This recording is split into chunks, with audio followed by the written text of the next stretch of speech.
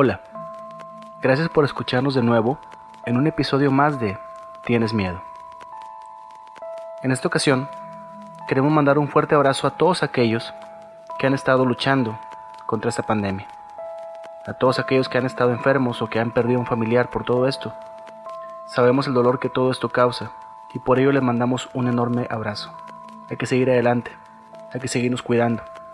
Han sido meses muy pesados, pero por favor, quédate en casa. Pocos saben que este proyecto inició después de un largo viaje en carretera, donde compartimos historia de terror para hacer más ameno y más corto el viaje. Y decidimos, después de ese viaje, realizar este podcast, al cual damos gracias por ya tener un quinto episodio, el cual dedicaremos a esas historias de carretera que se han vivido en innumerables partes del país, incluso del mundo. Por último, quiero mandar un saludo a un par de amigos que recientemente escucharon el podcast. Rafa, César, muchas gracias por su apoyo. Asimismo, mandamos una felicitación por su cumpleaños a Nancy Rodríguez, quien escucha y comparte los episodios. Muchas felicidades, Nancy. Ahora, te contaré una historia. Las historias de carretera. Cuenta la leyenda que un padre de familia volvía del trabajo a casa. Manejaba por la carretera de la costa. Era una noche muy lluviosa. El frío empañaba el parabrisas. El cansancio empujaba sus párpados hacia abajo. Conforme avanzaba por la carretera, las gotas de lluvia eran cada vez más pesadas y golpeaban con más violencia los cristales del coche, que perdía estabilidad ante las curvas trazadas en el asfalto. El hombre agudizó los sentidos y bajó la marcha para tener mayor control del coche. En ese instante, los faros del vehículo iluminaron la figura de una chica que, empapada por la lluvia, esperaba inmóvil a que algún conductor se apiadara de ella y la pudiera llevar a su destino. Sin dudarlo ni un momento, el hombre frenó en seco y la invitó a subir. Ella accedió inmediatamente y mientras se sentaba en el lugar del copiloto, el chofer se fijó que su vestimenta era algo extraña.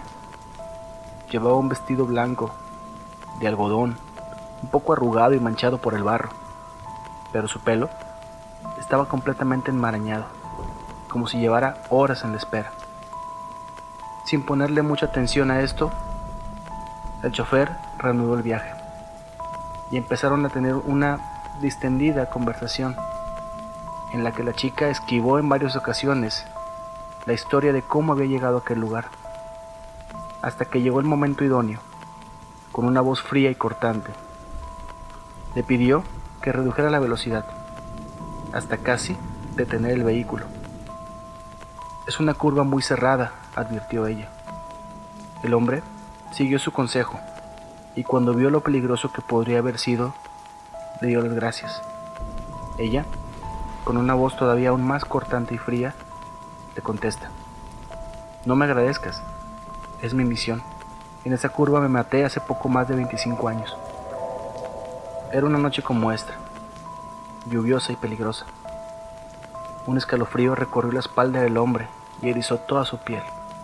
Cuando giró la vista de nuevo hacia el copiloto, la joven ya había desaparecido. El asiento, sin embargo, seguía húmedo.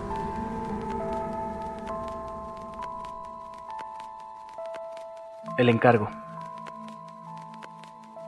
Viajar solo y de noche puede ser placentero para muchos, pero para quienes llevan años haciéndolo, siempre desean tener una buena compañía para soportar esas largas horas de viaje. Por esa razón, comentan que es común que un chofer acepte ayudar a una persona, a un viajero, para que éste pueda llegar a su destino. Así fue como don Javier conoció a Miguel. Al igual que él, parecía rondar los 55 años. Tenía el aspecto cansado por años de trabajo, por lo que iniciar la plática con él fue muy sencillo. Hablaron de los oficios, de la familia. Miguel comenzó a contarle que ya tenía cerca de 5 años de no ver a su familia y que esperaba y anhelaba mucho poder estar con sus hijos. Tal vez este era el viaje definitivo que pudiera llevarlo a casa. Al mencionarle que él vivía en el poblado de Mazapil, don Javier le comentó que pasaría por ahí, que contara con el aventón y que lo dejaría en la puerta de su casa. Esto emocionó mucho a Miguel, quien mencionó que por fin podría llevarles algo de dinero, ese fruto de su trabajo y de su larga ausencia. Le mostró la bolsa, la cual cuidaba con ambas manos, que llevaba sus pertenencias y lo que había ganado en ese tiempo.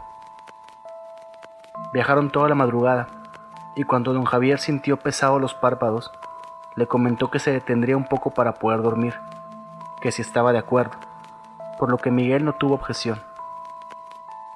Don Javier se orilla en la carretera y se va a la parte de atrás de la cabina para poder acostarse en su cama, y Miguel se queda dormido en el asiento del copiloto. Al salir el sol, don Javier despierta, pero ve que el lugar de Miguel está vacío. Solo estaba la bolsa que Miguel cuidaba con ambas manos, recargada en el asiento. Lo buscó por más de media hora, pero no podía esperarlo más. Tenía que cumplir con un horario. Así que decidió guardar la bolsa y emprender el camino que le faltaba. Decidió llegar a casa de Miguel para dejar las pertenencias. Recordaba lo que había mencionado: vivir en la calle que estaba a la iglesia, un poco al final de esta, una casa antes de la esquina. Pensó que no sería difícil encontrar el domicilio, así que emprendió el viaje. Al llegar a Mazapil, rápido ubicó la iglesia y se fue hasta el final de la calle. Se bajó de su camión y preguntó en las casas que estaban alrededor dónde vivía el señor Miguel. Justo cuando estaba por tocar una casa amarilla, una joven abre la puerta, por lo que atiende a don Javier, a lo cual pregunta: «Estoy buscando la casa del señor Miguel. ¿Sabría usted indicarme dónde vive?». La joven, un poco asombrada, afirma que esa era la casa del señor Miguel. Don Javier, aliviado por encontrar el domicilio, le comenta que se encontró con él en la carretera Zacatecas, justo en el entronque que dividía la carretera Concepción del Oro. La mujer suelta el llanto y le dice a don Javier que eso no puede ser posible, ya que su padre murió hace 5 años justamente en el cruce que él mencionaba, atropellado por un camión cuando intentaba pedir ayuda para llegar a casa. Sorprendido, don Javier le dice que eso no puede ser posible, que incluso tenía una bolsa de dinero y sus pertenencias en el camión, por lo que regresó al camión para buscar lo que Miguel guardaba entre sus manos, pero solo encontró polvo en el asiento. La chica, al ver que don Javier estaba completamente atónito ante la situación, le toca el hombro y le dice que se tranquilice, que le agradece mucho la vuelta. Le agarra la mano y le dice: «No es la primera persona que ayuda a mi padre a tratar de llegar a casa después de ese accidente, y busca entregarnos el encargo de mi padre, eso que nos traía la noche en que murió».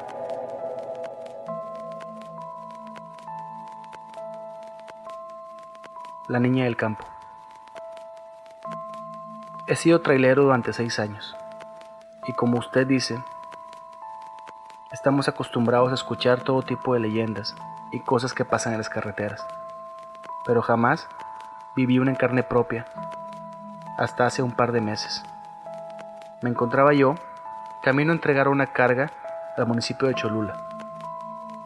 Eran alrededor de las 2 o 3 de la madrugada e iba yo solo, porque a última hora mi ayudante no había podido hacer el viaje. Eso no representaba ningún problema y yo tenía que continuar haciendo mi trabajo. No realicé ninguna parada hasta el kilómetro que me pasó lo que le cuento. No tuve opción más que tomar la carretera federal, ya que los patrones no me habían dado para las casetas. Y la verdad, sí iba un poco sugestionado, porque por esos caminos casi no transito, y es más probable que a uno lo puedan robar.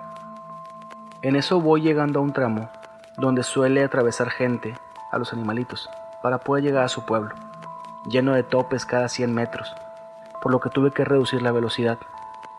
Al tercer tope, distingo en la distancia a una persona parada a un costado en la carretera. Avanzo con el camión y ya más cerca distingo con los faros que se trata de una niña vestida de blanco, con los pelos todos enmarañados, despeinada y enjuagándose el llanto con sus faldas. Mi reacción Fue de puro instinto, supongo. Inmediato frené el vehículo y me bajé de la cabina para poder ver a la niña. Al acercarme, veo que es como de unos 7 u 8 años, de piel morena. Noto también que su vestido es parecido a los de la primera comunión, pero está salpicado en varias partes con manchas rojas, como de sangre seca. Me acerco aún más y le pregunto: niña, no llores. ¿Cómo te llamas? ¿Qué haces en la carretera a estas horas? Dime, ¿tus papás dónde están?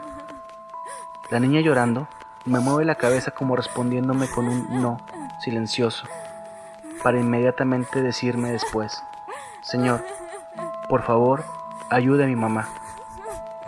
Sentí que me hervía la sangre, por la sorpresa de encontrarme aquello, y por 1001 cosas terribles que ya me imaginaba respecto a esa niña llena de sangre y su madre. Niña, claro que te ayudo, solo dime, ¿dónde está tu mamá? La niña seguía llorando, y entonces con un gesto me señaló hacia un sembradío de mazorcas, e inmediatamente se movió para aquella zona, por lo que la seguí ansioso para prestarle ayuda, olvidándome de pedir auxilio o de incluso buscar si alguien más venía en la carretera. Atravesamos medio maizal, así en plena carrera, pero en algún momento empecé a pensar en lo extraño de la situación, y mi mente se despejó de una especie de bruma que hasta entonces me envolvía. Distinguí con más claridad la extraña luz que emitía la niña, una luz que le salía perfectamente visible aún en medio de la noche y de la oscuridad de aquel maizal. Y también, supongo que por instinto, un temor profundo me empezó a llenar las tripas y un calambre me recorrió el cuerpo. Me paré en seco tratando de recomponer mis ideas, y al gritar para que la niña se detuviera, me percaté de un pequeño detalle, pero escalofriante. La niña no tenía pies. Su vestido revoloteaba con el viento. La niña seguía corriendo. Parecía que nada pudiera detener que se acercara cada vez más al centro del maizal, como por una fuerza invisible. Y entonces me pareció más como una marioneta que como una niña que corriera por su voluntad. Supe entonces que me tenía que largar de ahí. Algo más profundo me advertía que si no me apuraba, no regresaría vivo al camión. Corrí de regreso hasta casi desfallecer y me trepé a la cabina como pude y arranqué mi máquina y pude retomar el camino. En la siguiente historia, me gustaría contar antes una pequeña nota personal. He seguido este género de terror desde que era niño y siempre buscaba historias que me pudieran cautivar y me pudieran seguir emocionando, que las leía una y otra vez. Pero la siguiente historia que le voy a compartir es completamente de mis favoritas, y cada vez que la busco y me informo de ella, me sigue erizando la piel como si fuera la primera vez que la escuchara. Espero más adelante poder poner enlaces en las páginas para que puedan escuchar y ver ustedes mismos de primera mano lo que sucede con esta historia. La historia de las manitas. En 1949, un terrible accidente sacudió la ciudad de San Antonio. Un transporte escolar que llevaba niños a bordo fue impactado por un tren en el cruce de las calles Shane y Villa Main, cerca de la carretera 410. La leyenda cuenta que el autobús escolar se quedó atascado en las vías del tren, lo que ocasionó que éste le impactara de lado, muriendo al instante al menos 10 niños y su chofer, aunque hay versiones que mencionan que fueron más de 10. La trágica y súbita muerte de los niños ha provocado que el lugar tome una relevancia enorme entre los fans del género, pues desde ese momento se han manifestado incontables apariciones de los niños, principalmente ayudando a los carros a cruzar la vía cuando estos se quedan detenidos a medio camino. La leyenda ha sido puesta constantemente a prueba por curiosos que visitan el famoso crucero. Cabe resaltar que este crucero está en línea recta, casi con una ligera inclinación ascendente para poder cruzar las vías. Estas personas llenan de talco o polvo su cajuela y defensa y ponen el auto en neutral justo antes de cruzar las vías. Para su sorpresa, el carro comienza a avanzar, tomando cada vez mayor vuelo, hasta lograr cruzar las vías por completo. Pero lo que logra provocarte un sentimiento de terror es que cuando bajas del vehículo y te diriges a tu cajuela, puedes ver las marcas de las manitas dibujadas en el coche, donde los niños empujaron con todas sus fuerzas para poder sacar tu auto de las vías, donde ellos perdieron la vida. Ahora, después de escuchar nuestra historia, dime, ¿tienes miedo?